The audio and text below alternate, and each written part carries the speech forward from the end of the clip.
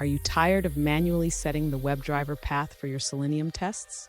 It can be a hassle, especially when you have to do it for every development environment. Today, we're going to explore a smarter way to handle WebDriver paths in your build.gradle file.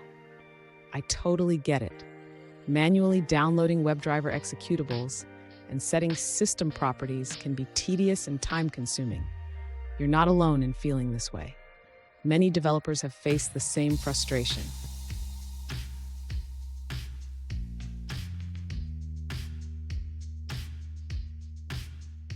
Here's the situation we're diving into.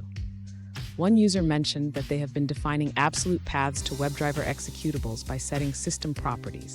They want to know how to modify their build.gradle file to avoid this manual setup. Sound familiar? Let's find a solution together. So what's the issue here? When you set system properties for WebDriver, it requires you to manage the WebDriver executables manually. This can lead to inconsistencies across different environments. Let's explore how we can streamline this process. And stick around. By the end of this video, you'll have a clear understanding of how to set up your build.gradle file effectively. And I promise you'll save a lot of time in the future. To modify the build.gradle file so that the user doesn't have to set the system property for the WebDriver executables, they can use the WebDriver Manager library. This library automatically manages the drivers for different browsers. Next, the user should include a simple line of code in their test setup to initialize the WebDriver Manager. This will automatically download the necessary WebDriver executables. Now, if the user prefers not to use the WebDriver Manager, they can configure Gradle to download the WebDriver executables for all browsers. This can be done by creating a custom task in the build.gradle file. Finally, the user can set the system properties for the WebDriver executables within that custom task. This way, they can automate the entire process without manual intervention.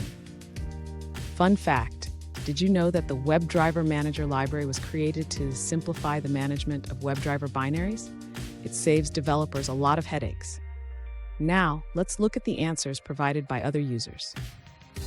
One user suggests a practical approach to set the WebDriver paths in your build.gradle file. They recommend using the test tasks do first method to set system properties for the WebDriver executables. This way, Gradle automatically locates the current WebDriver files without needing to set them programmatically. Here's a pro tip. Always keep your WebDriver Manager library updated. This ensures compatibility with the latest browser versions and helps avoid unexpected issues. And there you have it. By using WebDriver Manager, you can streamline your Selenium test setup and save yourself a lot of manual work. If you found this video helpful, don't forget to subscribe for more tips and tricks.